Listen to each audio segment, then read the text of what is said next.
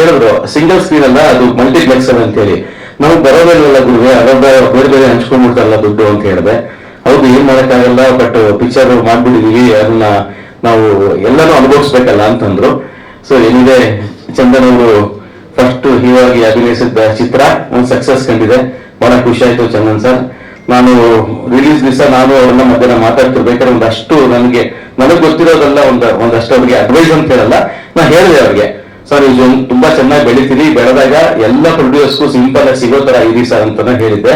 ಹಿಂದೆ ಬೇರೆ ಹೀರೋಗೂ ಹೇಳಿದ್ದೆ ನಾನು, ಅದು ಆಗ್ಲಿಲ್ಲ, ನಿಮ್ ಮುಖಾಂತರ ಆಗ್ಲಿಲ್ಲ. ಅಂದ್ರೆ ಎಲ್ಲರಿಗೂ ಕೈ ಸಿಗೋ ತರ ಇರ್ಬೇಕು ಒಬ್ಬ ಹೀರೋ ಆದವರು. ಆಮೇಲೆ ಎಲ್ಲಾ ಜನರ ಸಿನಿಮಾಗಳು ಮಾಡಬೇಕು, ಅವತ್ತು ಹೇಳಿದ್ದೆ ನಾನು ನಿಮಗೆ, ಅದನ್ನು ಮುಂದುವರಿಸಿ ಅಂತ ಹೇಳ್ತಾ.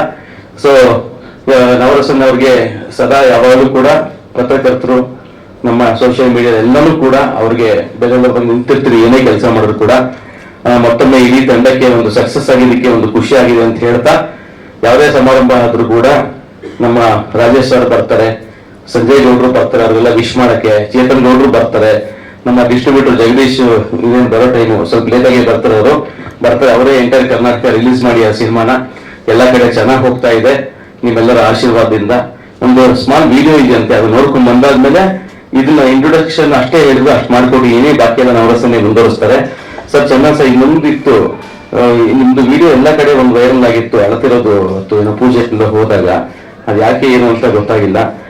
ನೀವು ನಿಮ್ದು ಭಾಷಣದ ಅಥವಾ ನಿಮ್ಮ ಮಾತಿನ ಸಮಯದಲ್ಲಿ ಅದು ಒಂಚೂರು ಕ್ಲಾರಿಫಿಕೇಶನ್ ಕೊಟ್ಟರೆ ಅನುಕೂಲ ಆಗುತ್ತೆ ಅಂತ ಹೇಳ್ತಾ, ಮತ್ತೊಬ್ಬ ಎಲ್ಲ ಇಡೀ ತಂಡಕ್ಕೆ ಒಳ್ಳೇದಾಗಿದೆ ಅಂತ ಹೇಳ್ತಾ, ಕಾರ್ತಿಕ್ ಪ್ಲೇ ಮಾಡಿಬಿಡಿ.